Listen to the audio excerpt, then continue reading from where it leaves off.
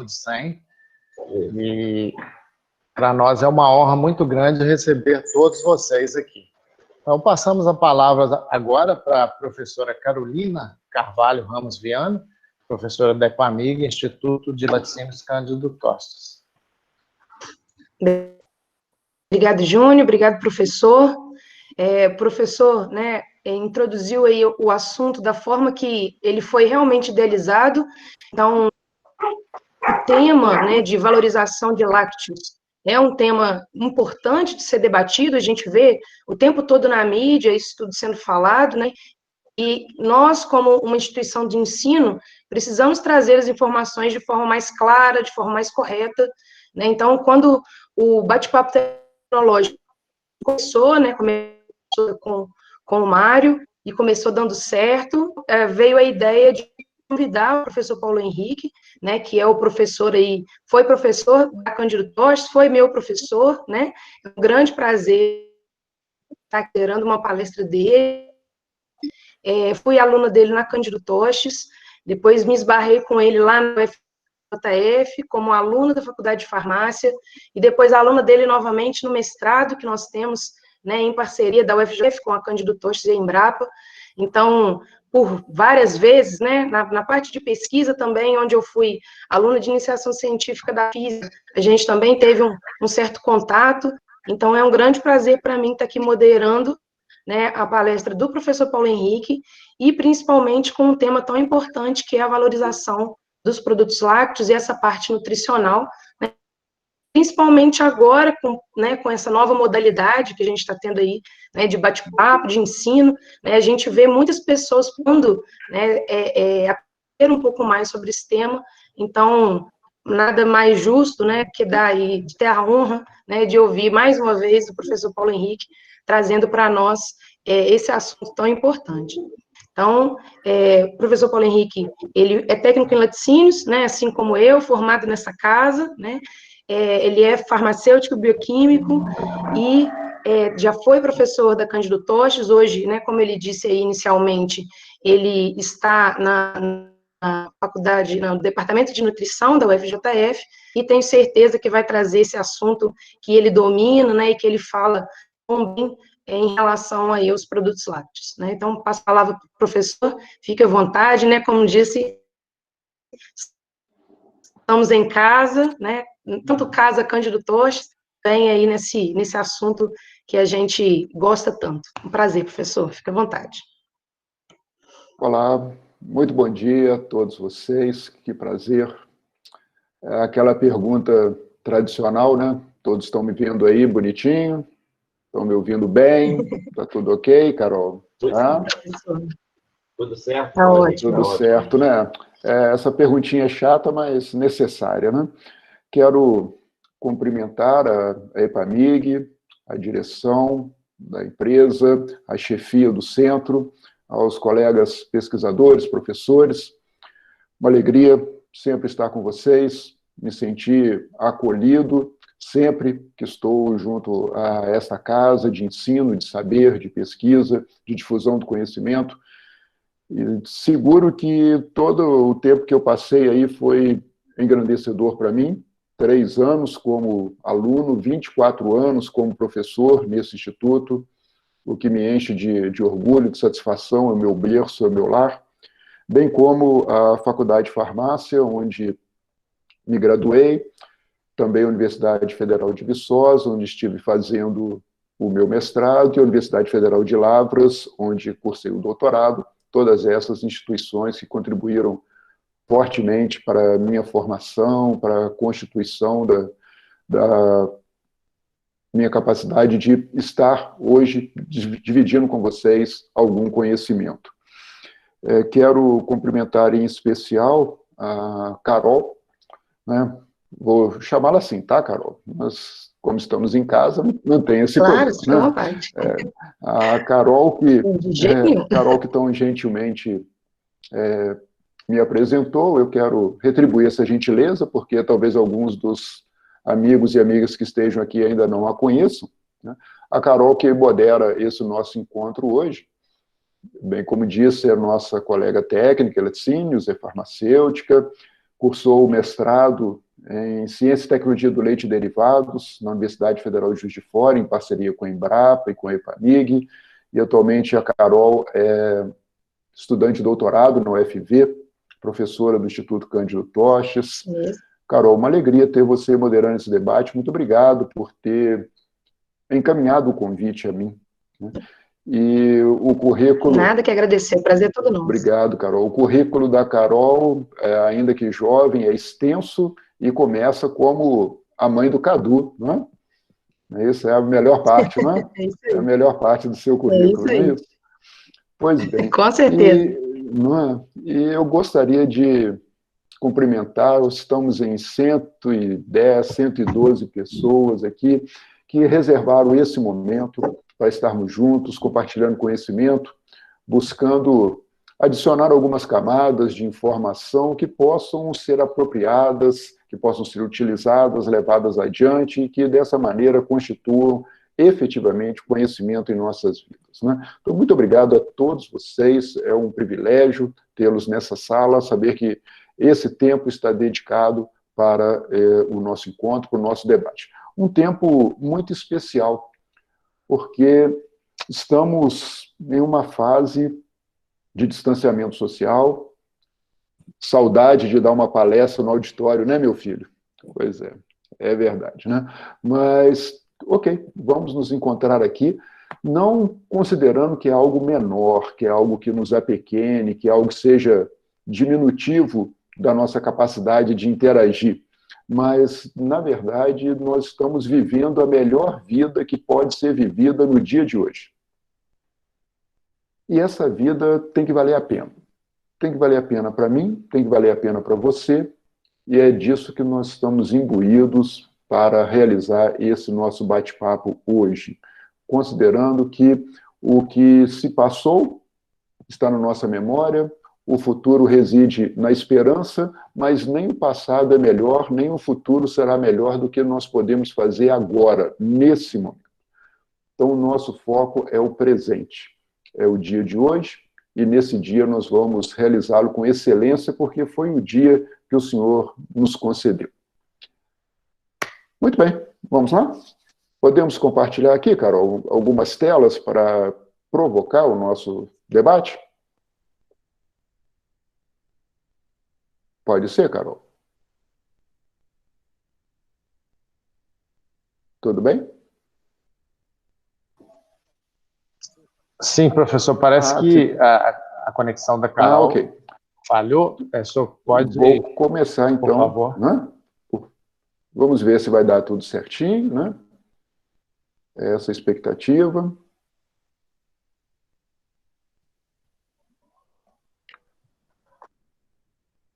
Muito bem. Isso, estou mudando aqui para eu ficar com duas telas, para eu acompanhar o chat aqui de vocês e também com os slides aqui do lado. Tudo bem, então? Bate-papo tecnológico, o valor nutricional dos lácteos. Que bacana, né? É um bate-papo, né?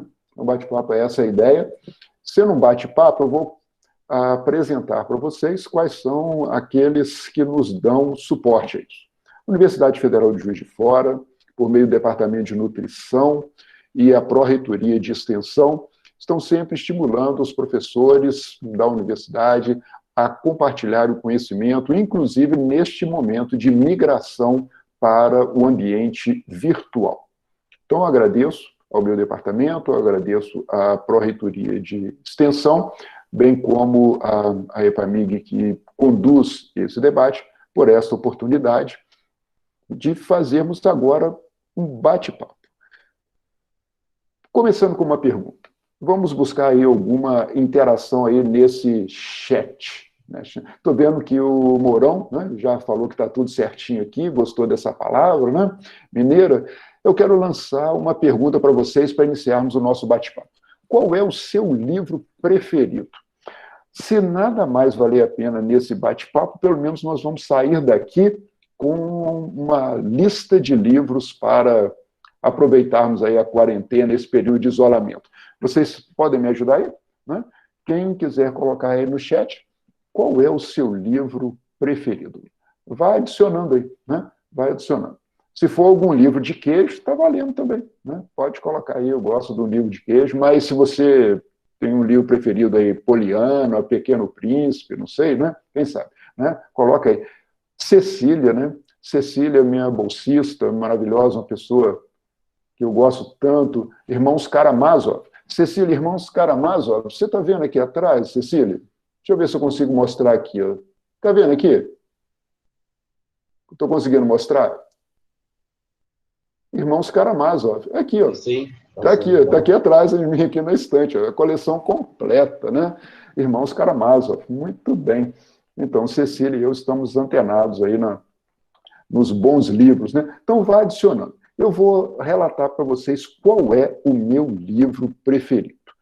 Esse livro é a Bíblia. Ele foi escrito durante 1.600 anos. 1.600 anos, imagine só. 40 autores. Na verdade, assim, não é exatamente um livro, é um compêndio, né? Uma coleção de livros, né? O autor é muito especial e ele chamou aí 40 coautores para participarem com ele durante 1.600 anos para escrever um livro magnífico, né? Magnífico. Bom, 1 Samuel é um desses livros. No capítulo 17, está sendo relatado que há uma guerra entre o povo de Israel e os filisteus.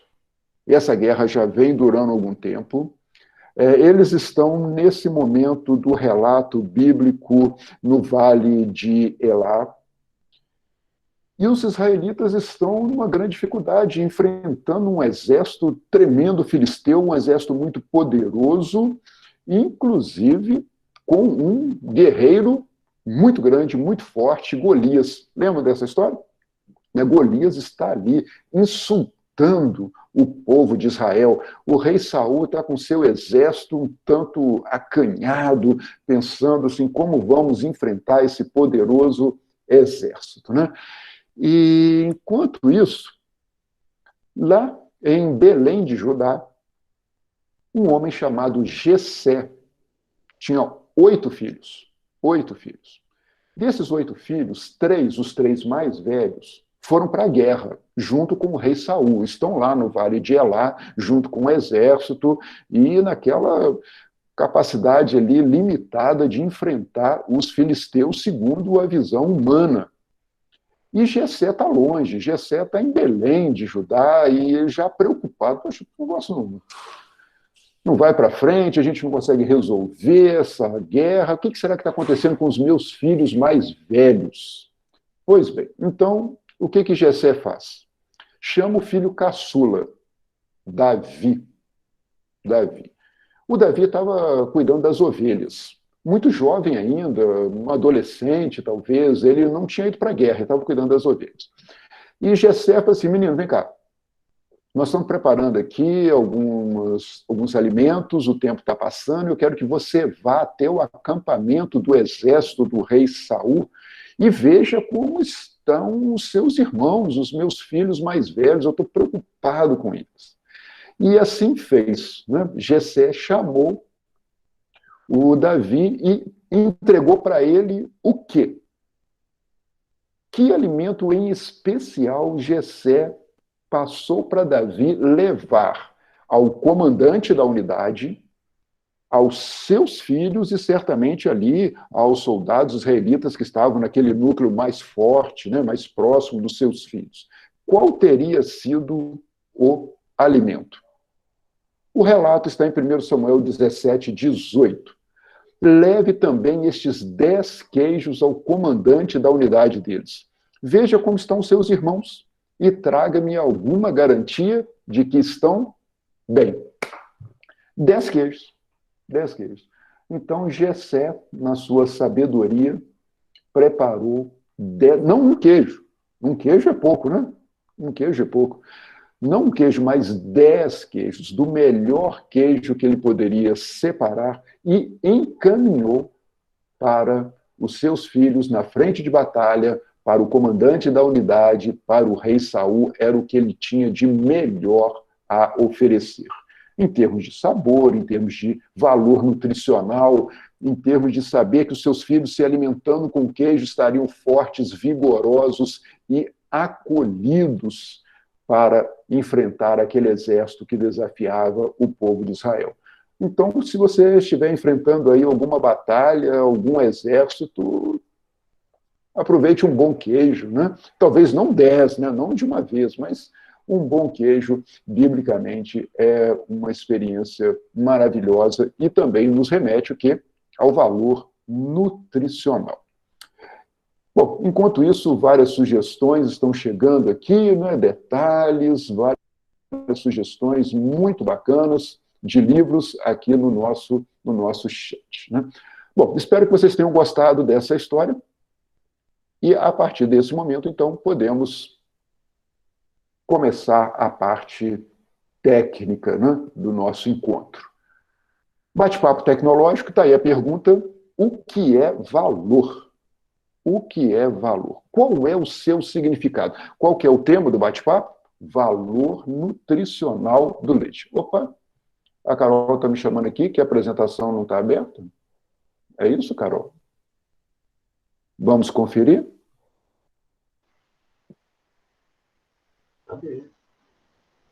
Ok. Para mim está aparecendo. Os Pra slides mim tá estão aparecendo, aparecendo. Júnior? Eu estou no Sim. primeiro slide. Minha ainda, né, conexão Paulo? também. Pode continuar, professor, desculpa. Tem que colocar no modo apresentação, por favor. Isso. Então, para mim está tudo ok, né? Sim, sim, eu vou passar os slides devagarzinho aí, né? Vamos ver se está tudo certo. O que é valor? Qual é o seu significado? Muito bem, estou mudando aqui, hein? Vamos ver, vamos ver. Está aí? Valor? Mudou aí? Todos estão vendo? Não está no modo apresentação, eu acho. Está só a vista de todos os slides no canto esquerdo. Aí. Oi? Ainda não? Não, agora acho que se abrir de novo vai conseguir. Voltou a tela compartilhada com o presente. E a apresentação. Ó, passei. Vou colocar de outra maneira aqui, então. Vou mudar aqui para vocês, tá, gente? Para mim está aparecendo tudo bem. Só um instantinho.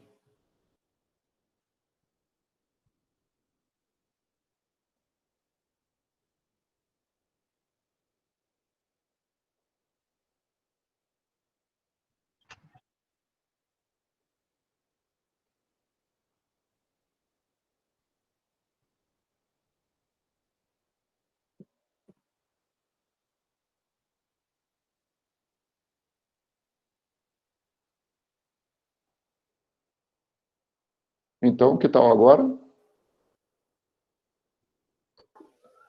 Ainda não. Ainda não, gente. Você pode finalizar a apresentação e compartilhar novamente. Vamos ver aqui.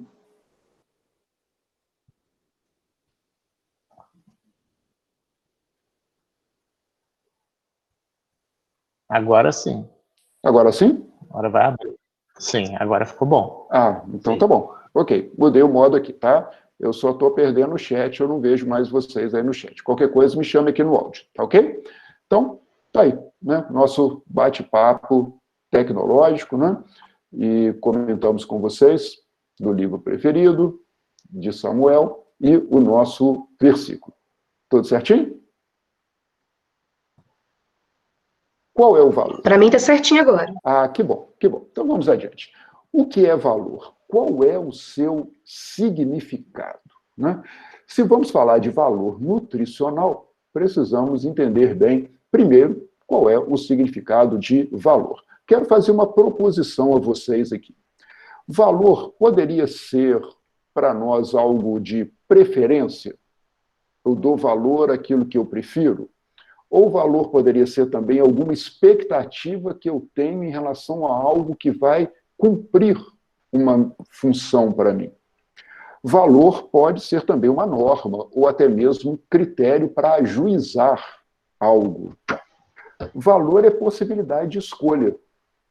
Dependendo do valor, eu escolho isto ou escolho aquilo. Valor também diz respeito à utilidade ou importância, não é mesmo? Isso, inclusive, é de uma preocupação tremenda, né? Nós só damos valor àquilo que é útil ou devemos dar valor àquilo que é importante? Pensem nisso, né? Quando algo perde a utilidade, ela perde o valor? O valor também pode ser descrito por meio de elementos qualificadores.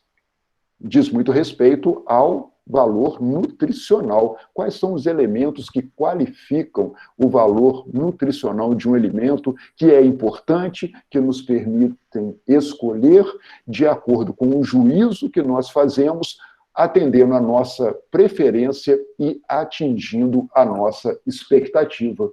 Então, acompanhou a linha toda aí do slide? É sobre isso que nós estamos falando, né? Atribuição de valor nutricional. Alguém poderia dizer, atribuo valor ao pão, porque ele me mata a fome. Vamos dialogar com essa ideia. 820 milhões de pessoas no mundo passam fome. Certamente elas vão atribuir valor ao pão que chegar às suas mesas, porque irá matar-lhes a fome. Quase 2 bilhões de pessoas sofrem algum tipo de insegurança alimentar e nutricional.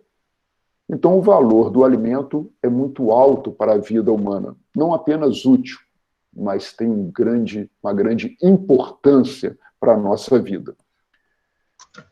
Conceituando, então, valor, o que é valor nutricional? Bem, vou ousar nesse momento. Apresentar-lhes um modelo, é uma proposição minha, é uma proposição que eu entendo ser adequada para este momento em particular.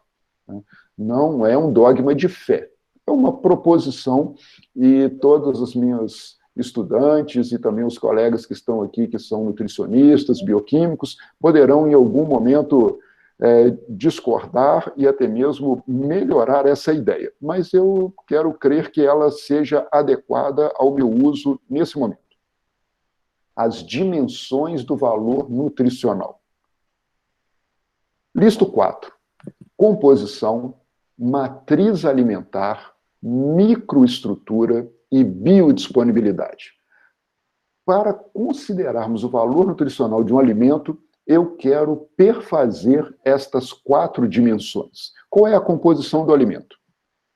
Qual é a matriz deste alimento? Qual é a sua microestrutura? E também qual é a disponibilidade dos seus constituintes para o aproveitamento humano. Então, vamos pensar valor nutricional nestas 4 dimensões. Se vocês se comportarem bem até o fim da live, colocarem 1000 mensagens aí no chat, essa live está maravilhosa, melhor professor, estou com saudade, talvez eu dê um exemplo, hein? Vamos ver. Bom, adiante. Próxima pergunta do nosso bate-papo. Qual é o valor nutricional dos lácteos? Então, primeiro, entendemos aqui, conceituamos para nós aqui o que é valor, depois o valor nutricional, e agora, fechando o foco, valor nutricional dos produtos lácteos. Bem difícil estimar isso, né? Tem aí uma word cloud, uma nuvem de palavras, de produtos lácteos e constituintes do leite, para nos animarmos a esse debate, né? Claro, né, recorrer a isso é muito rico para todos nós que trabalhamos com leite, mas também precisamos considerar que, do ponto de vista global, 5%...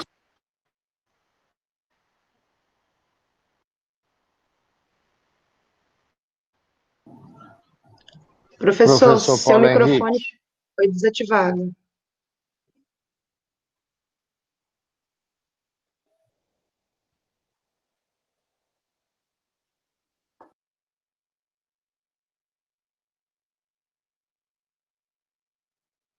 Oi? Voltou? Ok. Voltou. Okay. Sim, voltou, Paulo Henrique. É interessante. Alguém me desativou aí, Júnior? Desativa, não. Eu não encostei em nada aqui. Ok. Todos com o slide com som? Bacana? Sim. Sim, ok. Sim, tá perfeito. Ótimo, ótimo. Pois bem, então, repetindo, em termos globais, 5% da energia, 9% dos lipídios e 10% das proteínas consumidas no mundo provém dos produtos lácteos, o que já nos reforça a sua importância, e isto traz um discurso mais seguro para nós. Eu quero compartilhar com vocês, como curadoria do conhecimento, esse artigo. Tomo a liberdade de manter o texto em inglês, farei isso ao longo desta apresentação em alguns casos, né? Peço licença para manter o texto original em inglês sem traduzir, até para garantir aí a transmissão correta da informação. Veja esse artigo, que é de maio de 2020. A substituição dos nutrientes lácteos, os lactonutrientes, com alimentos não lácteos, provocaria o quê? Um aumento no custo, na ingestão energética e no consumo de grandes quantidades de alimentos, se você quiser ter o mesmo valor nutricional, equiparar diferentes fontes alimentares, substituindo, se fosse o caso, os produtos lácteos. E para você identificar produtos que sejam de custo aceitável, né, que sejam acessíveis para substituir a deficiência que haveria ao tirar os lácteos da alimentação, é um desafio tremendo. Esse desafio não foi alcançado ainda não, tá? Então, os produtos lácteos mantêm a sua posição tão importante como promotores de uma dieta adequada, equilibrada e para a qualidade de vida, graças a uma matriz. Essa matriz envolve os seus constituintes, bem como a sua estrutura, as interações destes constituintes e as combinações que nós podemos fazer. Os produtos lácteos permitem ser combinados com outros grupos de alimentos, né? Como você vê aí nessa bela imagem, né? Então, há essa possibilidade ainda de complementação. Isso é muito raro e os produtos lácteos conseguem atingir. Próxima pergunta. Você dirá, professor, desde quando os produtos lácteos fazem parte da alimentação humana? Desde quando? Bom, se considerarmos o leite humano, desde sempre, né? Leite humano que tem uma composição única e exclusiva. De minha parte, tenho o privilégio de compor um grupo de estudos em leite humano, com colegas de grande experiência e conhecimento na área, para mim é uma honra, e nós tivemos um evento recente sobre isso, eu tive a oportunidade de discorrer sobre os aspectos bioquímicos e nutricionais do leite humano, quando em contraste com o leite de outros mamíferos. Mas o leite humano traz, de fato, uma composição única e exclusiva. É um capítulo à parte. Vamos, então, aos leites de outras espécies. Desde quando? Desde quando? Vamos aqui a uma timeline que eu construí para vocês. Domesticação de animais. Estamos falando aí da região do Crescente Fértil. Crescente Fértil, lembra lá da história e da geografia? Nós estamos entre os rios Tigre e Eufrates, na Mesopotâmia, passando pelo rio Nilo até o rio Jordão, né, Egito e Israel. Essa região, na antiguidade, 8.000 anos antes de Cristo, domesticação de animais aconteceu ali e certamente ocorreu o uso de produtos lácteos, de leites de diferentes animais que estavam ali sendo domesticados. O queijo, em particular, o queijo nasceu no norte da Europa, na região dos Balcãs. Olha que bacana, né? Na região dos Balcãs, estamos no período neolítico, 7.500 anos antes de Cristo, já se produzia queijo. Claro que aprimorou muito, né? A professora Renata, professor Júnior, professora Denise, né? Fazem hoje queijos muito especiais, mas isso começou de uma forma ancestral. A Bíblia relata, né? Já fizemos um relato hoje, né? Então a Bíblia mostrava que o povo hebreu, né? O povo de Israel, consumia queijos, isso aí, 1.700, 1.500 anos antes de Cristo. Dando um salto no tempo, século XIX, Pasteur, a pasteurização do leite, garantindo inocuidade, segurança do alimento. Outro marco importante, já no início do século XX, a constituição da Federação Internacional de Lácteos, a FIO-IDF, a qual o Brasil é membro ativo. Desde 2019, nós recuperamos o assento na FIO-IDF, um esforço tremendo, diferentes entidades, profissionais, empresas, academia, estamos agora inseridos no contexto global de discussão de lácteos, graças à participação na FIO-IDF. Em termos de nutrição, esse é o futuro. Esse é o futuro. A nutrição é o driver que alavanca o desenvolvimento de novos produtos, claro, com segurança alimentar, ou seja, alimentos saudáveis, seguros, suficientes e sustentáveis a partir de uma nutrição adequada. Esse é o futuro. Então, o timeline mostra que os lácteos percorrem o eixo da linha do tempo da humanidade. Mais alguma pergunta interessante? Sim. Quais são os principais nutrientes do leite, então? Bem, vou colocar aqui em uma tela para vocês os principais nutrientes, macronutrientes e alguns outros elementos. Você sabe de cor, né?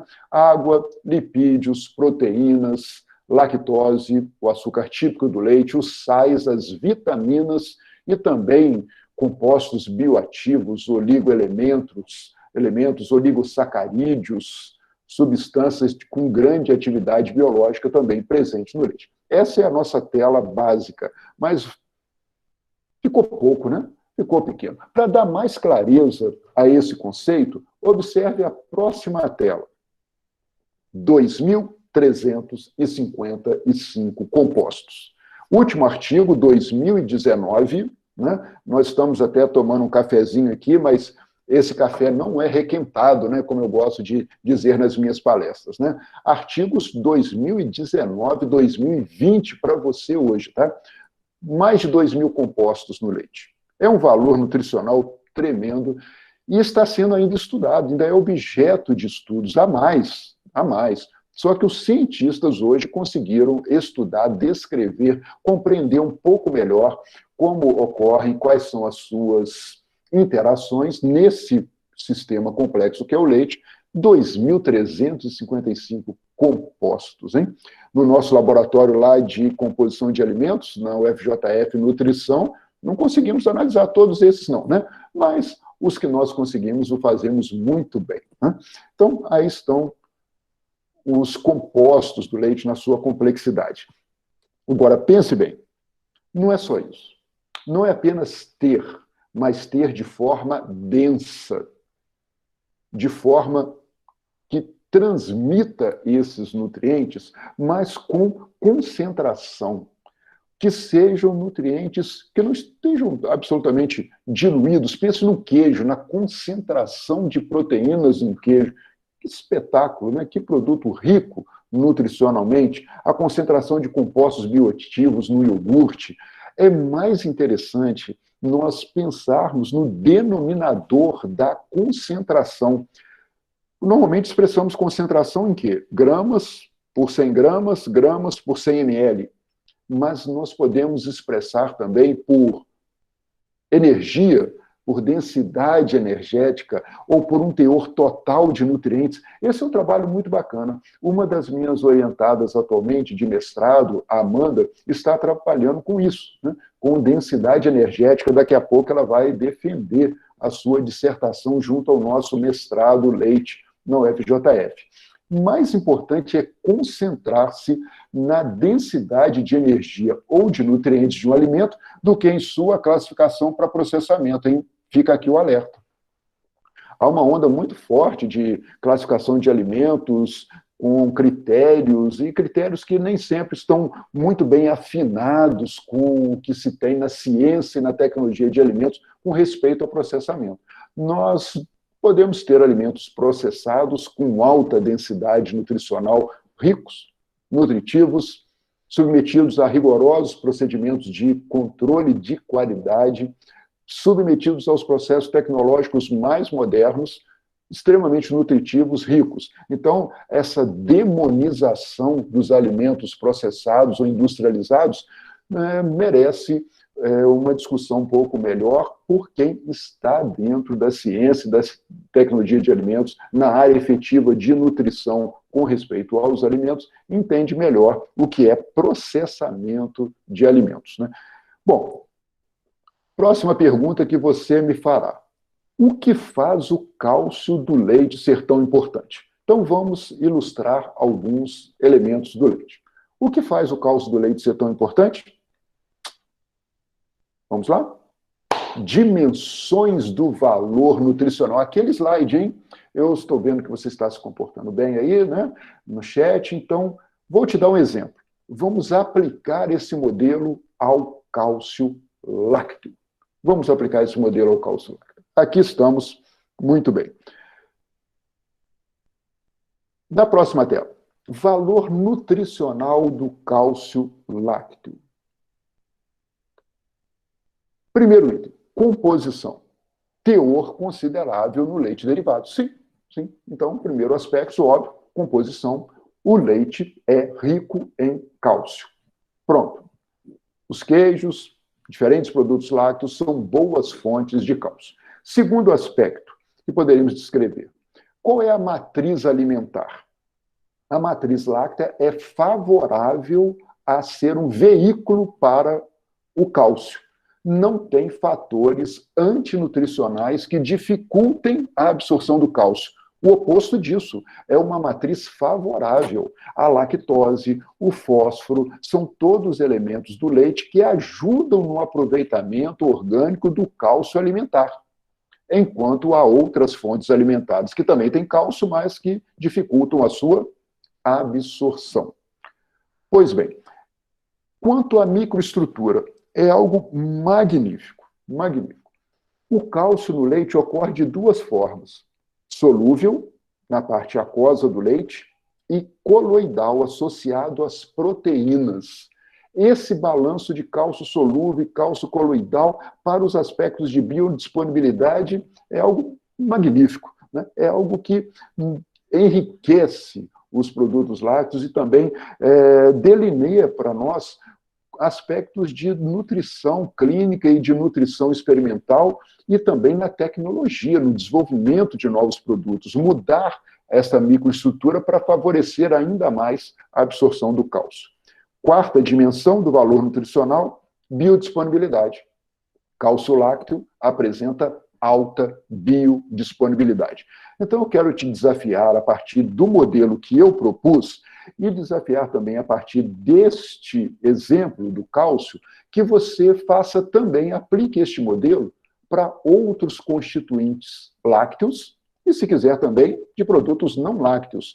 Veja, aprecie o teor, aprecie a matriz alimentar que esse constituinte está inserido, qual é a microestrutura do alimento e qual é a biodisponibilidade. Se o seu interesse se aguçou sobre isso, exercite, aplique este conhecimento.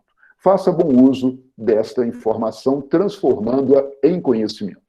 Essa tabela eu estou colocando por solicitação da Carol, né? Então, a Carol é culpada aí de apresentar para vocês, mais uma vez, essa tabela, onde temos diferentes alimentos, tamanho das porções, teor, olha aí, teor, quantidade, né, em determinado volume ou massa, qual é a fração de cálcio absorvida e o número de porções deste alimento específico equivalente a uma porção de leite, a um copo de leite. Então, nós temos, por exemplo, né, um copo aí, 240 gramas de leite, ou 42 gramas de queijo cheddar, ou 71 gramas de brócolis, ou 16 gramas de espinafre em termos de teor.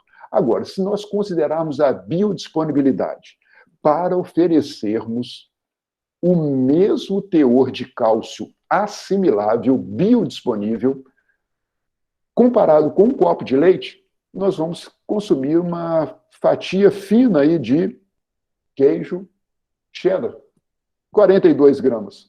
Ou 321 gramas de brócolis, já se torna um desafio, hein? Lembra daquele primeiro artigo que eu apresentei? Ou 1.375 gramas de espinafre.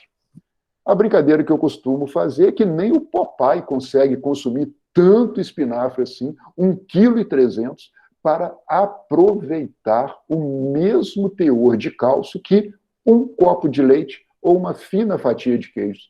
Compreendeu? Isso é importante, não é? Aprofunde, estude um pouco mais, né? Eu quero inspirar-lhe ao conhecimento.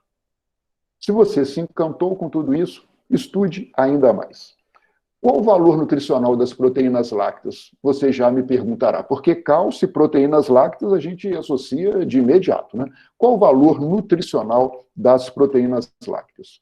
Bem, vamos dividir os seus dois grandes grupos. As caseínas, plural, hein? Não a caseína, mas as caseínas, é um conjunto de proteínas, as caseínas e as soroproteínas. São muito distintas, muito distintas. As caseínas e as soroproteínas parecem até como se fossem proteínas de alimentos diferentes. Elas são tão distintas e é realmente magnífico que elas estejam presentes no mesmo grupo alimentar dos produtos lácteos. Estas proteínas do leite, elas exibem complementariedade de aminoácidos que reforçam seu valor nutricional. Aminoácidos que a caseína não os tem em alta concentração são encontrados nas soroproteínas e vice-versa. Existe uma complementariedade de aminoácidos, tal como se fossem dois grupos de alimentos no mesmo alimento, e elas se complementam, daí o grande valor nutricional dos produtos lácteos com respeito a proteínas.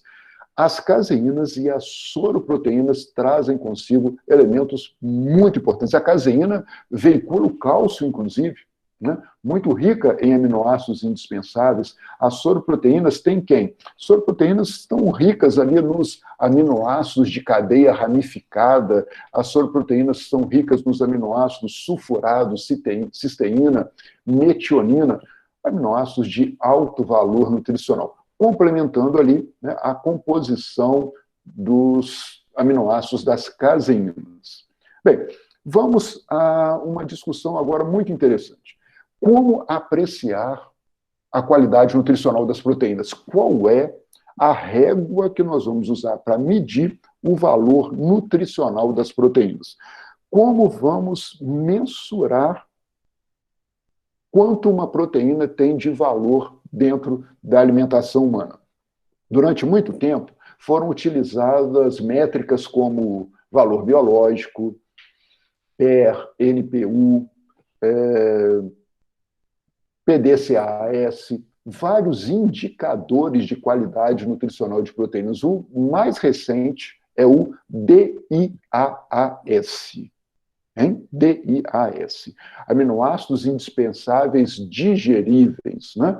Os aminoácidos indispensáveis absorvíveis, os aminoácidos indispensáveis que estão naquela fonte proteica alimentar, mas considerando a absorção, a taxa de absorção de cada aminoácido, não da proteína como um todo, mas aminoácido por aminoácido. É um índice bastante rigoroso, muito recente, sim, muito recente, ainda está em estudo, mas nós já podemos apresentar aqui alguns resultados para apreciação. Veja aqui do lado uma série de fontes proteicas alimentares. E quais são os índices DIAAS dessas fontes proteicas? Você logo nota que os produtos lácteos estão à frente, estão mostrando valores acima de 1 para cada grupo de aminoácidos tratado pelo estudo. Então, são fontes muito ricas em aminoácidos indispensáveis digeríveis. Isso já acontecia nos outros índices. Só que agora, com esse último índice preconizado pela Organização das Nações Unidas para a Alimentação e Agricultura, pela FAO, os produtos lácteos descolaram ainda mais das fontes proteicas de origem vegetal. Olha que interessante, né? Ficaram mais acima ainda, valorizando o seu alto valor nutricional, né? Sua alta importância para a nutrição humana, de acordo com esse novo índice. Quero chamar a sua atenção também para outro aspecto, que é Sustentabilidade. Alguém poderá dizer, mas a produção de leite e derivados afeta o ambiente por meio da emissão de gases de efeito estufa. Isso acontece? Né? Isso acontece? Bom, esse trabalho, 2019, ajustou o cálculo do impacto ambiental em função da qualidade proteica. Gente, relação, tá? Sempre pense no numerador e no denominador. Você está dividindo pelo quê? Estou dividindo os greenhouse gas por toneladas produzidas de um alimento? Ah, mas espera aí, mas esse alimento depende, né? Qual é a composição? O quanto a produção desse alimento é importante para a humanidade? Se nós mudarmos o denominador, em lugar de toneladas de alimentos, colocarmos o DIAS, a qualidade de proteína, ok, emite gás? Sim, mas essa emissão de gás está sendo para a produção de um alimento com alto valor nutricional e oferecendo para a humanidade proteínas de alto valor nutricional.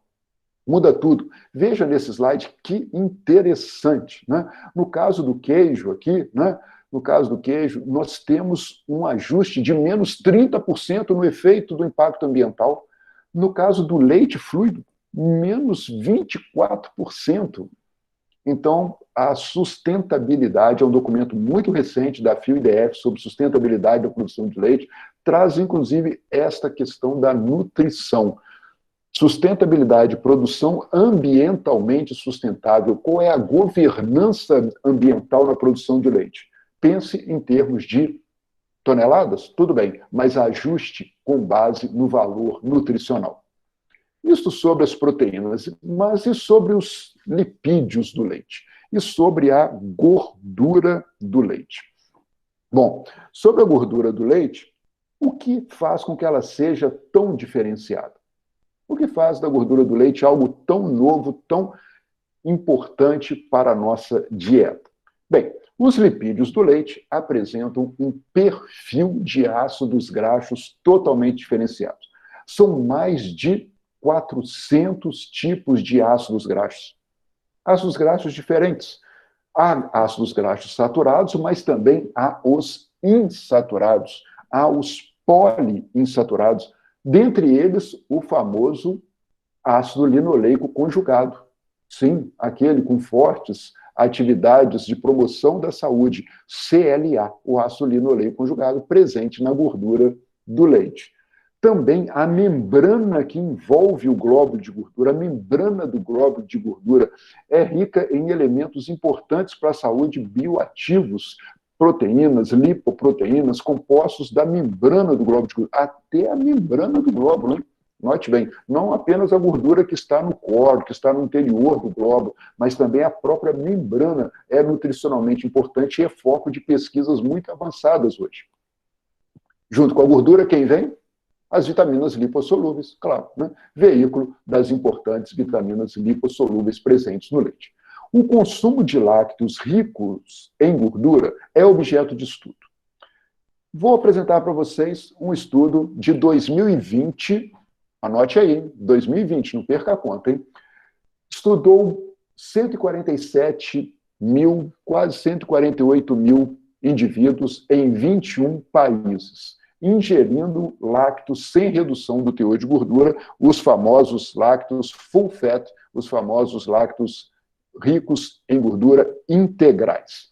Bom, qual foi a conclusão? Menor prevalência de síndrome metabólica, aquela conjunção de doenças crônicas, hipertensão, doença cardiovascular, associa diabetes, síndrome metabólica. A prevalência foi menor quando houve o consumo de lácteos, bem como a incidência, né? Bem como a incidência, os casos novos de hipertensão e de diabetes, graças ao consumo de produtos lácteos full fat. São muitos os argumentos, são muitos os artigos recentes sobre a importância dos lipídios do leite. Deu uma estudada sobre isso, né? Eu estou te encorajando e eu sei que você vai levar isso adiante.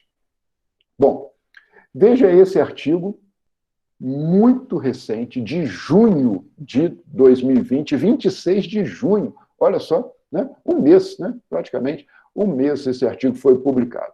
E as evidências científicas atuais não dão suporte à recomendação para diminuir ou para evitar os produtos lácteos integrais, com a suposta alegação de que eles seriam, né, prejudiciais à saúde. Não, não, não. Eles, na verdade, são benéficos ou, no máximo, neutros em relação às doenças cardiovasculares. Então, aquele queijinho gostoso, aquela manteiguinha no café da manhã, né, não irá, de acordo com as evidências científicas mais recentes, prejudicar a sua saúde cardiovascular. Um aspecto determinante para que isto assim seja é a matriz. Volta naquele modelo que eu te propus no início aqui do nosso bate-papo.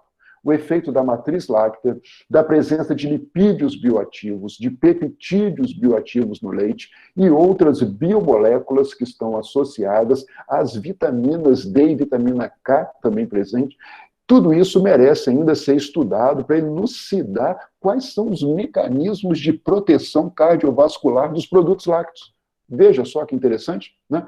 Há espaço para adicionar ainda mais informação e conhecimento sobre o efeito desta gordura tão diferenciada, a gordura láctea, sobre a saúde humana. Por que é tão diferente assim? Próxima pergunta que você certamente me fará. Qual é a diferença entre intolerância à lactose e alergia à proteína do leite de vaca? A PLV. Qual é a diferença? Bom, então vamos a esta imagem aqui. Reações não tóxicas dos alimentos ao homem podem ser divididos em dois mecanismos. Aquelas reações não tóxicas devidas ao metabolismo e outras ao sistema imunológico. O sistema imunológico são aquelas imunomediadas por anticorpos e ou por células e dizem respeito às alergias alimentares relacionadas às proteínas, enquanto as reações não tóxicas adversas aos alimentos devidas ao metabolismo, não imunomediadas, trazem à luz as intolerâncias alimentares, tais como a intolerância à lactose. Então, já vemos que são dois ramos totalmente distintos. Vamos focar nas não tóxicas, não imunomediadas, nas intolerâncias com respeito à lactose. Intolerância à lactose, deficiência congênita. 3 mecanismos. O primeiro, a deficiência congênita. Essa deficiência vem de uma modificação genética, é algo raro, e bem como a deficiência primária. Note bem, essa deficiência ela só ocorre com homozigose recessiva, enquanto a persistência da atividade da lactase ela ocorre de maneira autossômica dominante. Isso significa para a espécie humana o seguinte: passar a poder consumir lactose, produtos lácteos, digerir a lactose, enquanto adultos, é um ganho evolutivo para a espécie. Evolução convergente, este é o nome, evolução convergente. Agora nós vamos começar a retroagir? Não posso mais. Não é bem assim, né? Algumas pessoas exibem um determinado nível, um grau de intolerância à lactose. Isso pode acontecer. Pode ser primário, uma redução gradativa na produção da lactase no intestino, mas isso não significa que tem que parar de consumir produtos lácteos. Existem produtos lactose hidrolisada, zero lactose, lactose free, os leites fermentados, os queijos. Há alternativas nutricionais para que você não perca as proteínas de alto valor nutricional, nem o cálcio biodisponível e os compostos bioativos do leite. Não é motivo para deixar de consumir leite. Inclusive a deficiência secundária, que pode ocorrer com caso de uma doença de Crohn, uma doença celíaca, uma parasitose intestinal, uma antibiótico terapia abusiva, que pode levar a uma erosão nas microvilosidades na borda e escova do intestino e reduzir, durante algum tempo, a atividade da lactase no intestino. Mas, se bem orientado por um médico, nutricionista, bem diagnosticado, e a orientação nutricional para o consumo de lácteos, a pessoa pode não prescindir, né, do consumo de lácteos, mesmo exibindo algum grau, que seja temporário ou permanente, de baixa de atividade da lactase. Isto é muito bem tratado como uma revolução do leite, né? Na importante revista Nature, ela apresentou sobre isso. Nós passamos a ter a capacidade de consumir leite na fase adulta, ainda que algumas pessoas precisem de um ajuste, uma orientação médica e nutricional para que isso ocorra com tranquilidade, com conforto. O aspecto associado está com a alergia. Alergia à proteína de leite de vaca, olha, é coisa muito séria, né? A alergia é muito séria. E o diagnóstico diferencial alergia versus intolerância tem que ser feito por um profissional qualificado, competente, que tem estudado muito e saiba fazer, tanto de maneira clínica quanto laboratorial, a diferenciação entre estes dois eventos. Ora, a intolerância à lactose é digestão. Alergia à proteína é imunidade. A alergia à proteína de leite de vaca pode culminar com uma dieta de exclusão do leite. Sim, exclusão do leite. O que não é a primeira escolha para a intolerância, mas para a alergia pode ser sim, porque é algo muito sério e há reações cruzadas. Então, mudar para leites de espécies diferentes normalmente não surte efeito, até mesmo em leites de espécies diferentes modificados pode não acontecer, e bebidas vegetais pode haver também reações cruzadas com bebidas vegetais e chegar até o ponto de a pessoa ter que consumir hidrolisado proteico, né? Ou a criança passar para hidrolisado, isolado, de aminoácidos, porque responde imunologicamente de maneira muito forte. Então, o diagnóstico diferencial é mandatório. Ainda sobre esses aspectos da lactose e de reações adversas, eu vou trazer aqui um aspecto importantíssimo, né? Que é a reação de Maillard, a reação de escurecimento não enzimático que ocorre nos produtos lácteos. Objeto de estudo da Júlia, né? Júlia Francischini, que foi minha primeira bolsista de iniciação científica na UFJF, orientada de mestrado, concluinte agora do seu doutorado. Júlia trabalhou muito com reação de Maillard e com AIDS, né? Júlia agora é a mãe da Helena, né? Mudou. Então, a reação de Maillard. A reação de Maillard nós podemos medir 5-hidroximetilfurfural, e fazemos isso no laboratório, né, Letícia? Letícia deve estar acompanhando aí, né, João Pablo. E a reação de Maillard nos leva também a pensar na reação em vivo de glicação, né, glicação, principalmente para pacientes diabéticos não compensados, né, diabéticos não compensados, que ficam com a glicemia alta durante muito tempo, muitos dias. Compostos de glicação avançada podem ocorrer, né, no sangue. Tem hemoglobina, tem proteína, tem glicose alta, haver glicação avançada, e isso está associado com doenças crônicas, né.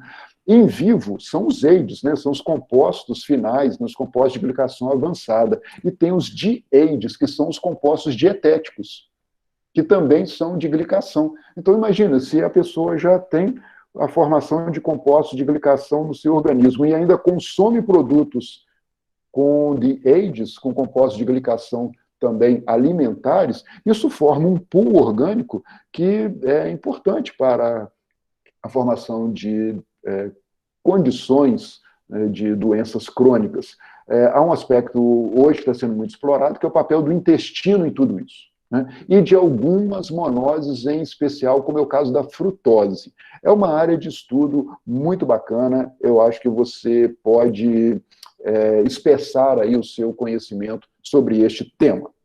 Bom, prosseguindo aí no nosso bate-papo, os lácteos contêm peptídeos bioativos, são importantes aí para a nossa dieta, para a nossa saúde, para a promoção da saúde. Tem peptídeos bioativos? Veja esse trabalho. O kefir, hein? O kefir. 35 peptídeos com atividade antihipertensiva. Produtos lácteos, além de terem peptídeos bioativos, eles são veículos de micro-organismos probióticos. São ótimos veículos, inclusive mantendo a vitalidade desses micro-organismos probióticos que acrescentam aquele valor nutricional já intrínseco do leite. Esse é um trabalho de 2019 que estudou o kefir. Então, o seu trabalho de conclusão de curso, sua dissertação de mestrado, sua tese de doutorado, seu estudo de pós-doutorado, pode ser com respeito aos peptídeos bioativos do leite, dos produtos lácteos, ou que são produzidos no leite e nos produtos lácteos, como os leites fermentados e os queijos, a partir de micro-organismos probióticos. A sua empresa pode desenvolver produtos nutricionalmente muito aceitáveis e valiosos com este conhecimento científico aplicável. Mais uma pergunta: quais são os principais sais do leite? Sais. Quais são os principais sais do leite? Bom, então o que nós temos aqui para o nosso estudo? Um instantinho só aqui, perdi a minha tela. Ok. Quais são os principais sais do leite? O primeiro que nós vamos comentar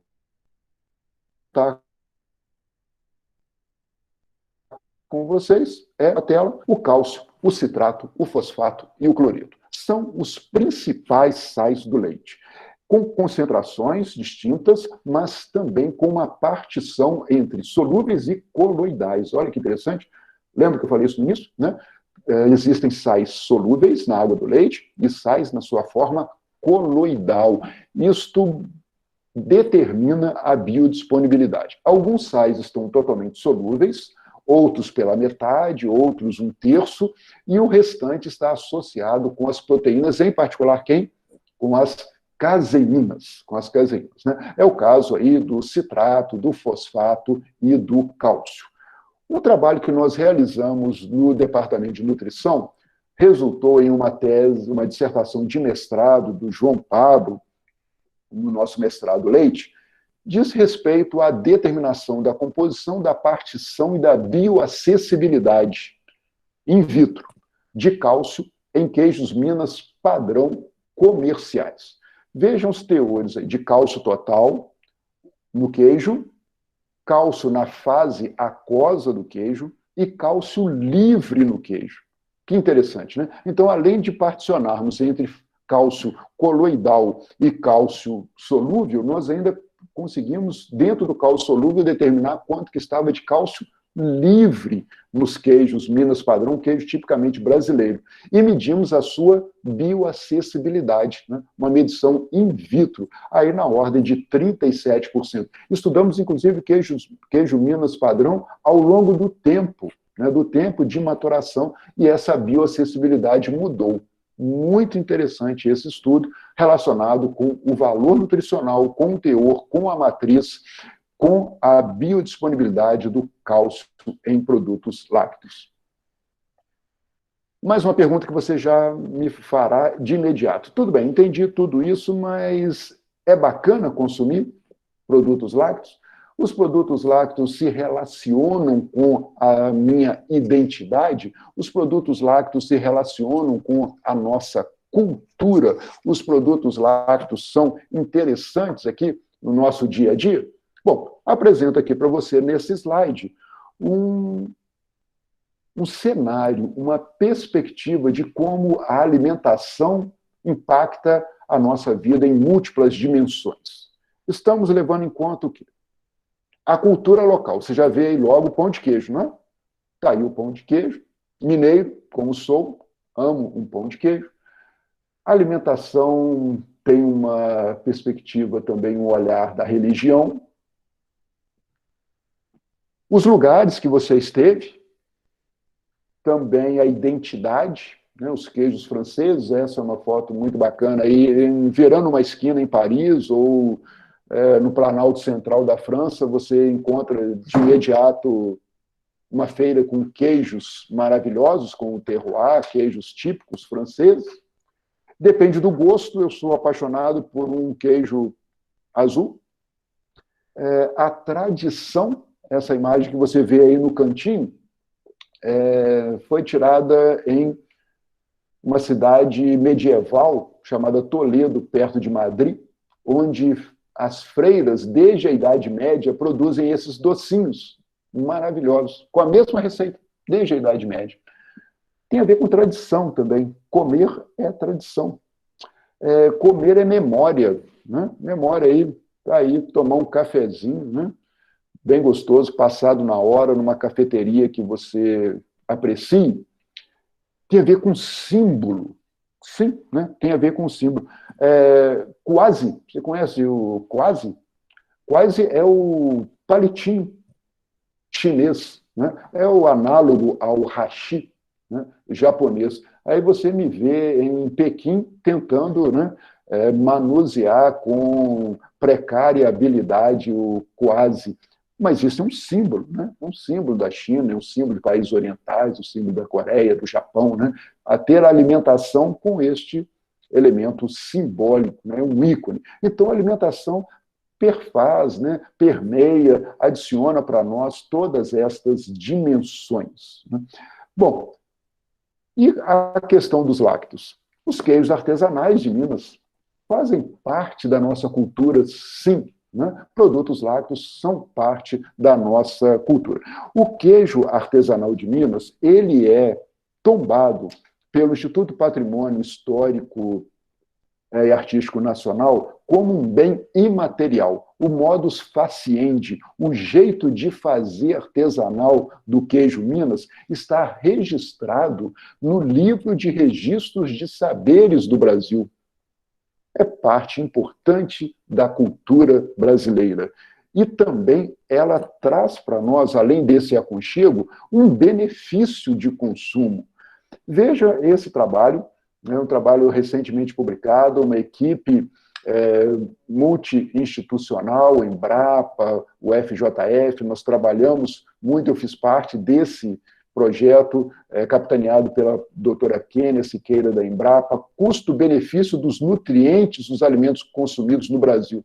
Os lácteos apresentaram menores custos para cálcio, para vitamina D, e também obtiveram boas colocações nos rankings de proteína e vitamina A quando comparado com outros grupos de alimentos. Então, além de fazer parte da cultura, são também alimentos nutritivos e de custo acessível. Alimentos seguros, saudáveis, suficientes, sustentáveis, acessáveis, disponíveis e acessíveis. Estes são os produtos lácteos como os alimentos sempre deveriam ser. Essa é a nossa visão sobre os produtos lácteos. Com base em tudo isso que falamos, a sua próxima pergunta certamente será: professor, onde posso encontrar mais informações confiáveis sobre o valor nutricional e sobre outros temas relacionados ao leite? Que fontes me indicam? Bom, a primeira, tradicional, revista do Instituto de Laticínios Cândido Toches. Sem dúvida, né? Você entra aí, a revista do Cândido Toches, e vai ler os melhores artigos sobre leite e derivados publicados aqui no Brasil. Você também deve continuar participando deste bate-papo tecnológico promovido pela EPAMIG Cândido Toches e acessar também o canal da EPAMIG no YouTube, né? Não só a EPAMIG e a LCT Online, mas o canal no YouTube, e ali acompanhar tudo que vem sendo debatido a partir da motivação que vem dessa casa de saber que é o Cândido Toches. Outra sugestão: o Nuvilac, Núcleo para a Valorização dos Produtos Lácteos na Alimentação Humana, iniciou como projeto de extensão da UFJF, em parceria com a Embrapa, com a EPAMIG, e é um núcleo, uma plataforma digital em que nós conversamos sobre lácteos, sobre o seu valor nutricional. Acesse o nosso site nuvilac.com.br. Se você representa uma pessoa jurídica, veja como pode nos apoiar nesse projeto. O Nuvilac hoje já conta com o apoio da Agência de Inovação Polo do Leite, da Associação Brasileira do Leite Longa Vida, Lácteos Longa Vida, e a Associação Brasileira das Indústrias de Queijo, às quais agradecemos profundamente pelo apoio. Mantemos a parceria com o Cândido Toches e com a Embrapa Gado de Leite sendo um projeto de pesquisa da UFJF. Hoje estamos com a vertente Minas dos Leites Gerais. O papel, a importância dos produtos lácteos na cultura, na alimentação dos mineiros. É um excelente projeto, converse conosco sobre isso. O Nuvilac tem também a possibilidade de você acessar via Instagram e também o Facebook. Pode ir lá, passe a seguir, acompanhe os nossos posts e também acesse o canal de vídeo do Nuvilac. Tem palestras, vídeos muito interessantes, compartilhe, toca o sininho e vá em frente, porque o Nuvilac é um ambiente virtual para nós conversarmos sobre leite e derivados a partir desse nosso encontro no dia de hoje.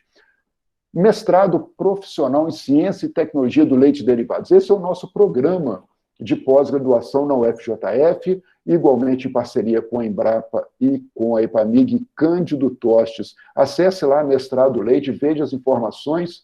Nós temos nessa sala hoje ex-alunos, alunos do nosso mestrado. Veja como você pode participar e estar conosco aí cursando disciplinas e também sendo um aluno regular do nosso programa de pós-graduação em Leite e Derivados, Ciência e Tecnologia do Leite e Derivados. Você também pode acessar o site da Federação Internacional de Lácteos Brasil, Comitê Brasileiro da FIO-IDF. Volto a afirmar, hoje nós estamos inseridos globalmente na mais alta esfera de discussão sobre lácteos, normatização, valor nutricional, ciência e tecnologia, produção, qualidade, segurança, sustentabilidade, e esse ambiente é a FIO-IDF. Acesse o site, veja como participar, se tornar membro da FIO-IDF a partir do Comitê Brasileiro. Peço também a sua atenção aqui para o meu site, profpaulohenriquesilva.com, à sua disposição. É uma forma de curadoria do conhecimento, de selecionar conhecimento e colocar à sua disposição. Você vai encontrar ali no meu site muitas informações, material consubstanciado, informação de qualidade, conteúdo elaborado para você, dissertações, teses, artigos científicos em que eu trabalhei como coautor e também outros artigos updated, né, atualizados. Você terá também acesso a partir do meu site, ao meu canal no YouTube, com várias videoaulas, ao blog e também muitas informações que são constantemente colocadas ali, conteúdo de qualidade, com curadoria, para você não perder tempo no ambiente virtual. Vai direto, né? Tá vendo aí do lado, né, um QR Code? Aproxime aí rapidinho, né, o seu celular, que você já vai direto para o meu site.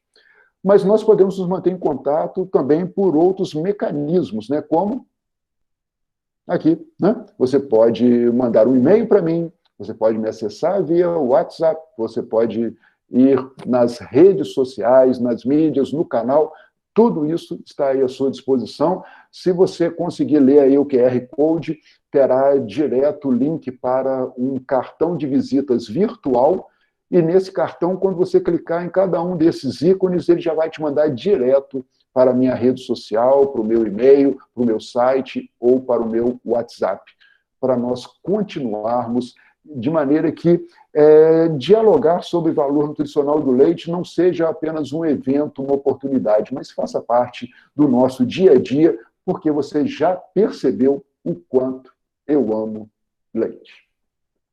Muito obrigado. Muito obrigado. Um prazer imenso estar com você aqui nessa sala.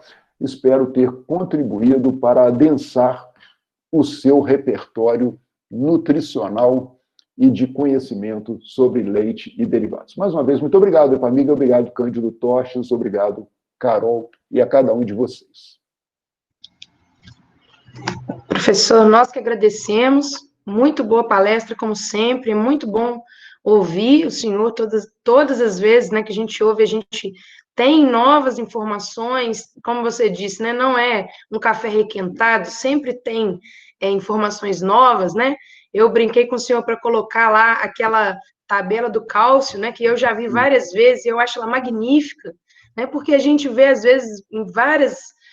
vai ver muito agora na mídia, falando, posso consumir outro produto em substituição ao leite, né? Também tem cálcio. A gente sabe que é verdade, mas tudo depende, é claro, da quantidade, da biodisponibilidade. Então, por isso que, né, desde que eu vi a tabela que o senhor mostrou a primeira vez, não me lembro se foi no Cândido Torres, ou se foi na faculdade, ou se foi no mestrado, ou todas essas vezes, né? E eu acho ela fantástica. E não é muito bom ouvir o senhor e tantas informações aí que você trouxe para nós. O chat aqui está cheio de parabenizações, né? Depois, se você... ótimo.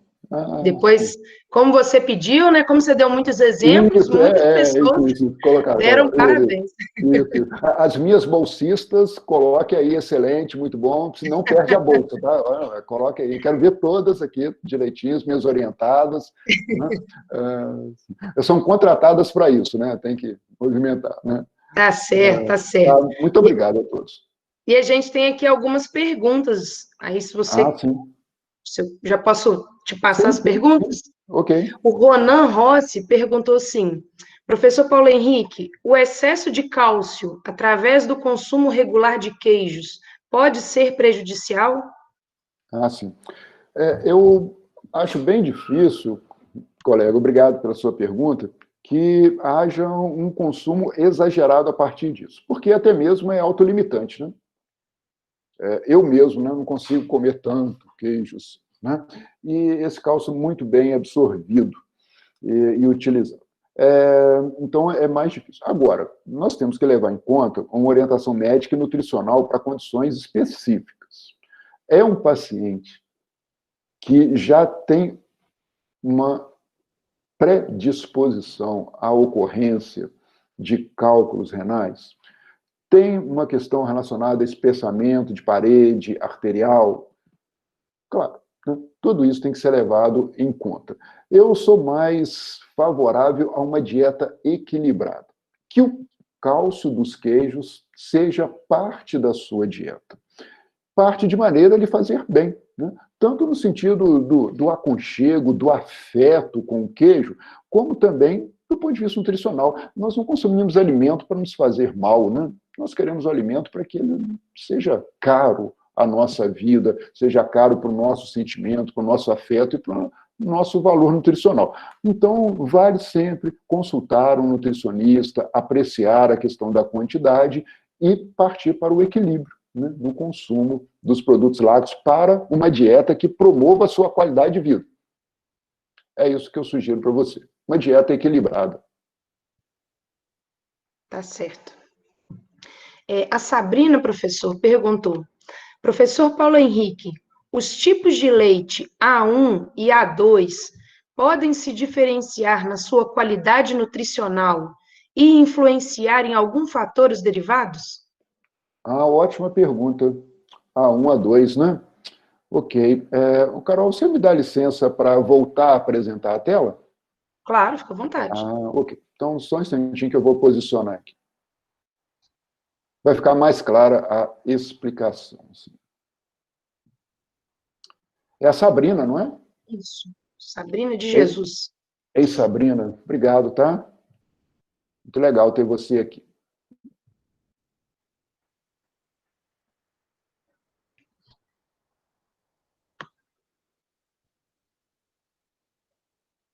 Estou compartilhando aí, Carol? Sim. Ok. Mas, Sabrina, leites A1 e A2, o que diferencia, né? Leites A1 e A2. Você está vendo aí? Sabrina, como bioquímico, eu já estava me coçando aqui, né, de colocar uma molécula, uma estrutura, uns aminoácidos. Eu já não aguentava mais, né? Que bom que você me deu essa oportunidade, né? Então, vamos lá. Então, estamos falando da beta-caseína, ok? Uma proteína específica, beta-caseína.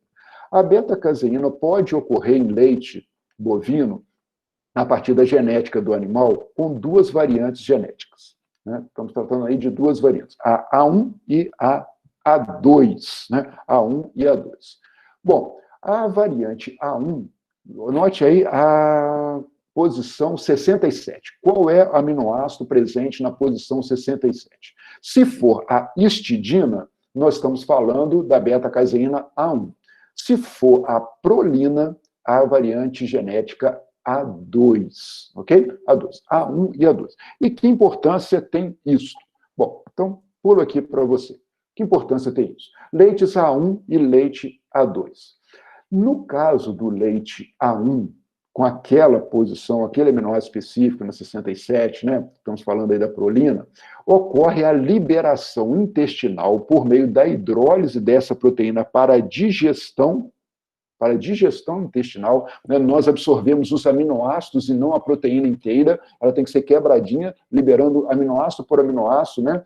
Ou peptídeos para absorção. Ocorre a liberação de um peptídeo chamado beta-caseinomorfina 7, BCM7, que pode desenvolver, estar relacionado com a intolerância ao leite que não provém da lactose. Pessoas que têm alguma dificuldade de consumir leite, mas não relacionado com o açúcar, mas relacionado com esse peptídeo que é liberado a partir de uma proteína de uma variante genética de leites específicos. Olha só que volta, hein? É uma história longa, né? Podendo ocasionar desconforto gastrointestinal, ter uma ação pró-inflamatória no intestino, que depende da sensibilidade individual, levando até mesmo à hipolactasia. Bom, então essa é uma síndrome, né? É uma síndrome. Agora, o leite A2, pela posição, só a troca daquele aminoácido, né? Só a troca do aminoácido, já não permite mais a hidrólise intestinal. Não havendo essa hidrólise, não há liberação desse BCM7. E, portanto, é uma alternativa dietética. Então, não é uma escolha primeira. Sabrina, como também não é uma escolha primeira o leite zero lactose. Leite zero lactose não é para todo mundo. Leite zero lactose é para quem precisa consumir leite zero lactose, durante o período que precisar consumir leite zero lactose. Da mesma forma aqui, né, nós temos um nicho específico. Ah, mas eu estou na dúvida, então, preventivamente eu vou selecionar leites A2 para o meu consumo. Tudo bem. Do ponto de vista nutricional, a diferença é esta. Uma variante em uma proteína que, em algumas pessoas, gera um tipo de intolerância não relacionada à lactose. Este é o ponto crucial que diferencia um e outro. Então, tem um grande valor, sim, é uma alternativa nutricional muito importante para aquelas pessoas que desenvolvem reações inflamatórias e têm desconforto em consumir leite relacionado à hidrólise dessa variante genética da beta-caseína no intestino. Então, é bastante específico e é de grande valor, sim, mas a diferença reside tão somente nesse aspecto que eu estou aqui apresentando para você, Sabrina. Espero ter esclarecido. Obrigado, tá? Professor, seguindo essa pergunta, Sim. a Mazu Capistrano perguntou: essa pergunta da Sabrina está envolvida na questão do leite ser classificado por alguns estudiosos, como o senhor explicou agora, como um produto inflamatório, no caso do leite A1A1. Qual a sua opinião quanto a essa onda dos veganos que demonizam o uso do leite e derivados? São duas perguntas em sequência à pergunta da Sabrina. Entendi. Ok. Bom, então a questão da demonização de alimentos, né? Demonização. A demonização, inclusive, da tríade historicamente sagrada, né? Por assim dizer, o trigo, a carne e o leite. Chega um momento que eles passam a ser demonizados, quando, na verdade, o entendimento, a perspectiva do consumo de alimentos, tal como eu tentei colocar, envolve diferentes dimensões, né, culturais, religiosas, e você não é moralmente melhor por consumir este ou aquele alimento. E também os alimentos não nos fazem, né, com essa mesma perspectiva de distinção, né? São escolhas alimentares. E essas escolhas alimentares, elas são determinadas pela nossa Constituição e também pela Constituição dos alimentos.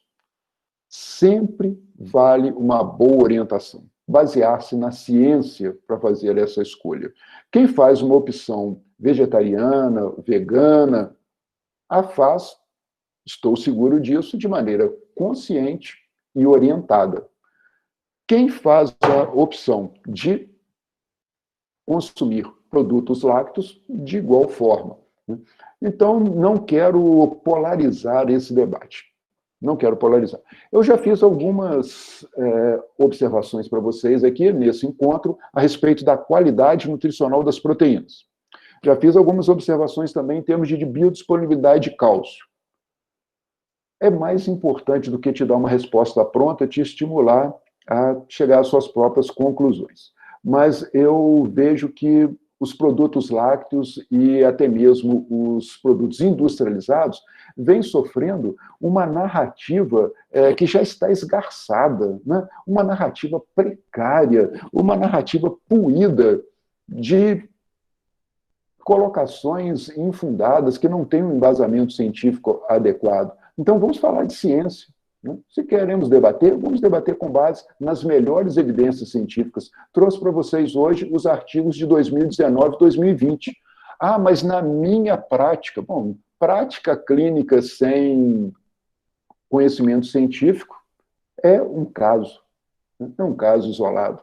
Mas conheça o seu organismo, conheça a sua saúde, conheça quais são os seus afetos alimentares também. Busque uma orientação adequada. Eu acho que isto é o melhor.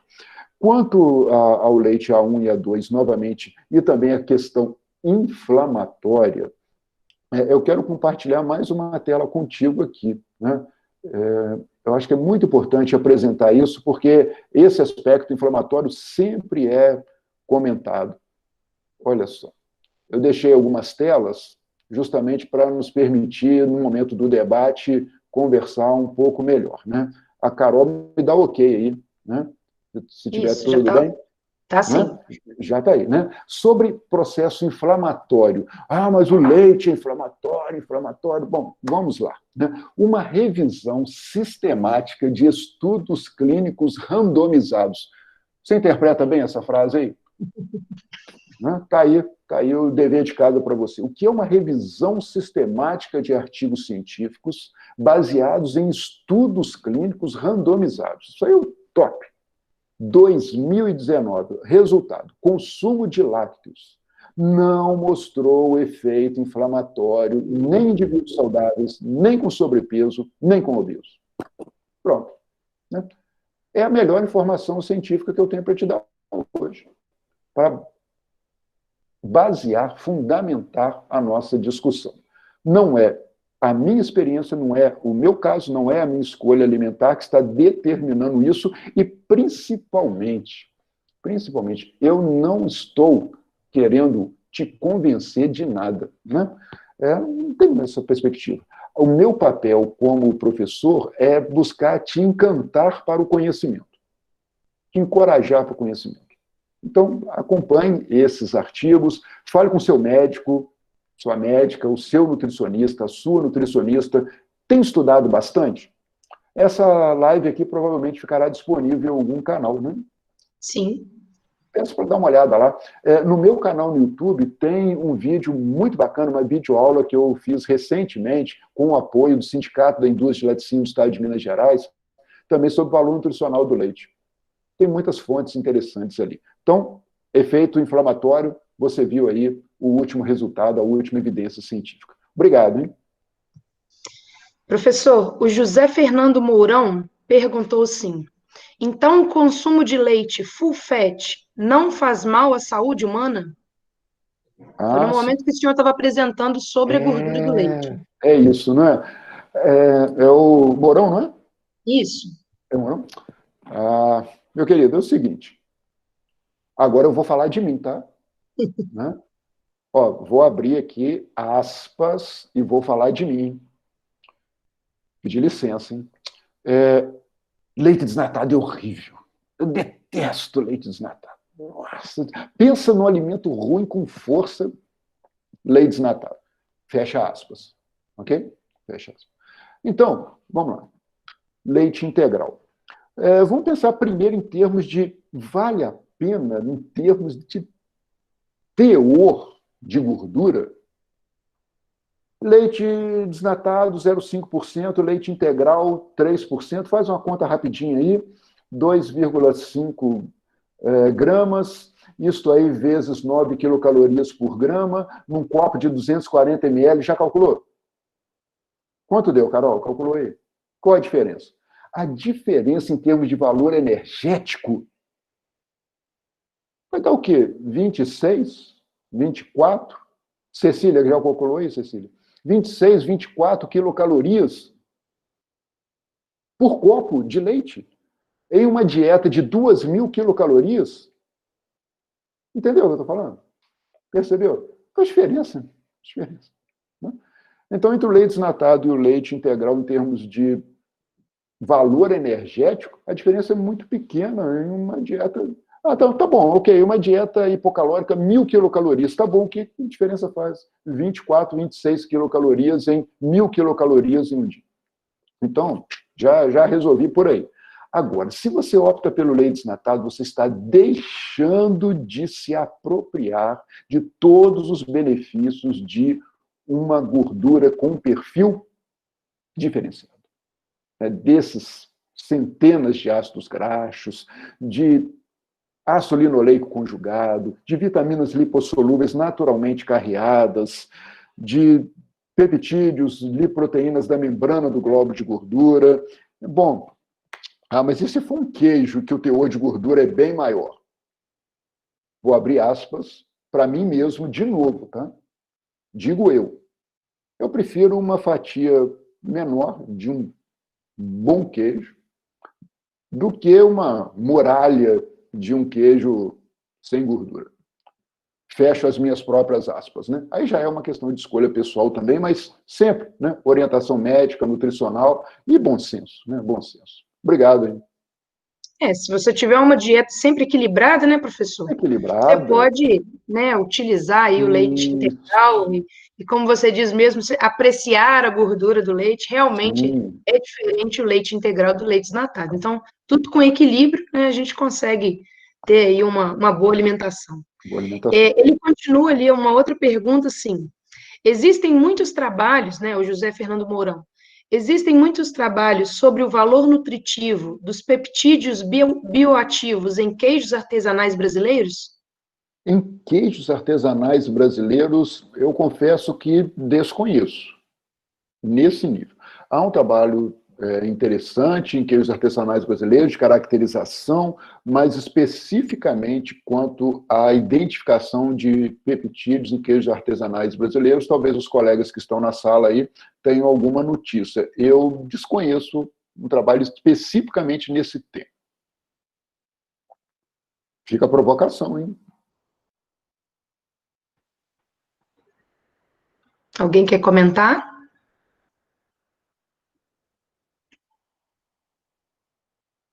Vou passar para outra pergunta, então. Júnior, quer comentar alguma coisa? Não, Carol, eu não conheço nenhum trabalho nesse sentido.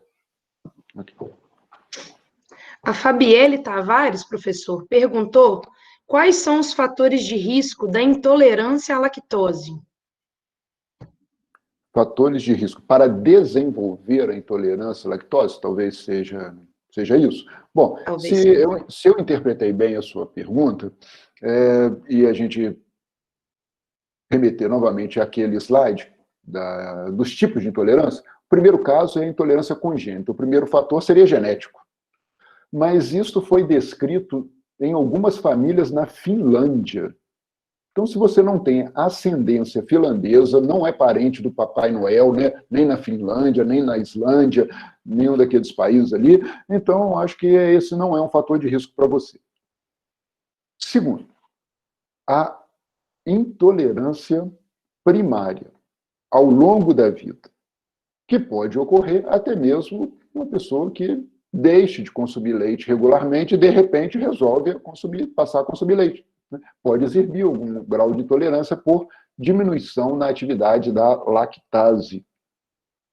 Pense sobre isso, né? Então, o consumo regular até realmente nos favorece a isso.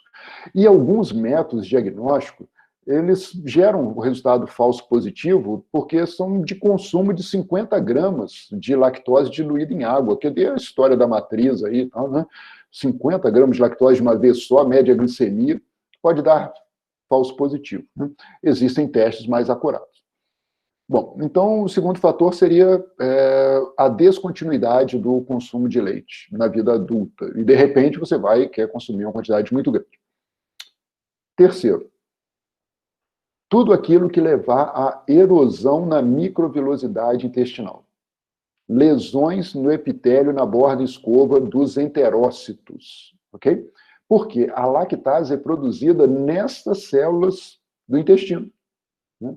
Então, se há, por exemplo, uma infestação por giardia, causando uma parasitose, causando, né, ou uma inflamação intestinal, se houver uma doença associada de um outro tipo de intolerância, a intolerância ao glúten, por exemplo, tudo isso levando à diminuição na atividade de lactase, de produção de lactase no intestino. Esses são fatores que predispõem à ocorrência de uma intolerância à lactose.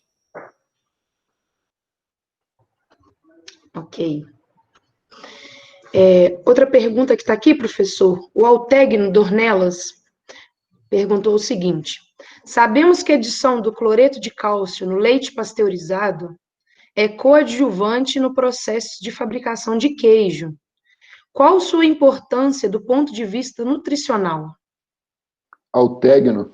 Altegno, que bom falar contigo, né? Muito bacana. Altegno, vou levar algumas considerações aí para você. Primeira delas. Sim. Lembra daquela minha tela, aquele meu modelo? De teor, de matriz, de microestrutura e de biodisponibilidade? Quando você adiciona intencionalmente cloreto de cálcio ao leite para a fabricação de queijo, você está buscando o quê? Levar ao aumento na atividade iônica do cálcio para favorecer o processo de aglomeração das caseínas hidrolisadas a partir da quimosina. Então, estamos falando de cálcio solúvel, ok? Cálcio solúvel. Parte desse cálcio vai se associar à matriz caseínica e vai transitar para o queijo, mas boa parte desse cálcio vai ocorrer onde? No soro. No soro, né? Então, a diferença entre teores de cálcio de um queijo fabricado com e sem adição de cloreto de cálcio é pouco expressiva, né? Porque o quanto desse cálcio vai migrar para a estrutura proteica em relação ao teor de cálcio que o leite já tem associado à caseína, né? Então, você está, na verdade, aumentando a atividade iônica para uma fase do processo de coagulação. E se nós levarmos um pouco adiante tudo isso, ainda que o cálcio transite, né, haja uma transição do cálcio para a matriz, esse cálcio no queijo, ele estará associado à parte proteica do queijo ou estará na fase aquosa do queijo. Isso é muito importante, né? E nós fizemos naquele estudo que eu mencionei.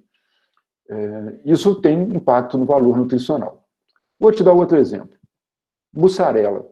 À medida que ocorre o processo de fermentação, a mussarela, a baixo pH, acidifica e vai havendo o quê? Uma desmineralização. O cálcio vai deixando a matriz proteica passando para a fase aquosa do queijo, o que também tem impacto na nutrição. Então, aquele teor de cálcio que você adicionou ao leite solúvel, para ele resultar num efeito no queijo final, quando você vai consumir, são muitos fatores. É um processo multifatorial, né? Multifatorial.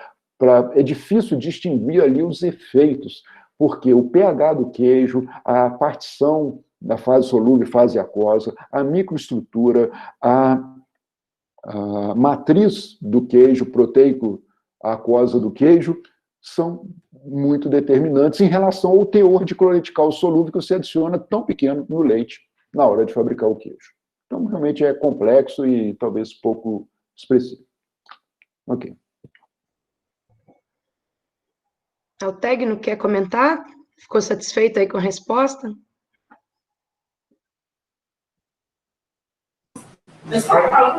Excelente a resposta, e eu prometo que eu vou me aprofundar um pouco mais no assunto para depois, talvez, poder comentar com mais propriedade. Muito obrigado, professor. Obrigado, Altegno. Prazer te rever aqui. Obrigada. Professor, a Yasmin Azevedo, sim, ela fez uma pergunta também relacionada ao FUFET. Eu acredito que você já tenha respondido, mas eu vou ler caso você queira complementar alguma coisa. Ela colocou: professor Paulo, em relação ao consumo de leites não integrais, desnatados e semidesnatados, por pessoas saudáveis e que atualmente estão em alta, até que ponto esse consumo faz bem?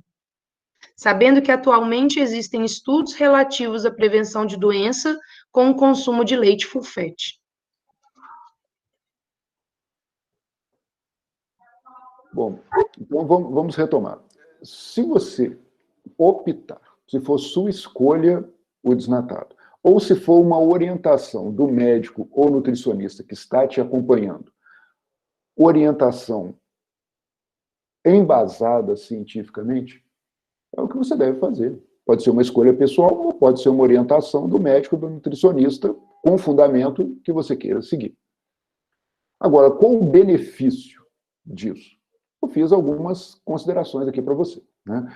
Sobre o aspecto da ciência. Note que a ciência trabalha com verdades transitórias, né? Isso gera uma angústia, né? São verdades transitórias. Mas eu estou te dando o estado da arte. O estado da arte diz isso hoje. Estou te apresentando os dados de hoje. Que não tem impacto sobre doenças cardiovasculares. Que traz lipídios benéficos para a saúde. Que traz vitaminas lipossolúveis. Compostos bioativos. Do ponto de vista energético, é matemática, né? Elementar, que até eu consigo fazer 2 regras de 3 aí, né? Então, é uma escolha ou é uma orientação? Médico ou nutricionista. É o que me ocorre. A Samanta também faz uma pergunta que talvez o senhor já tenha explicado, né? Mas às vezes também queira completar. O leite A1 causa intolerância ou alergia em relação à beta-caseína? Sim, não causa, né? Não causa. Aquilo que eu tentei explicar ali, né? A diferença é apenas no aminoácido, na posição 67, que permite uma clivagem da molécula, liberando um peptídeo. Então, não é o leite, né, em si que causa, mas uma questão individual de conseguir fazer essa clivagem, liberar esse peptídeo, e esse peptídeo, ele por si, gera um certo desconforto intestinal e até mesmo um processo inflamatório a partir da digestão da proteína. É a digestão da proteína, que pode acontecer comigo e não acontecer com você.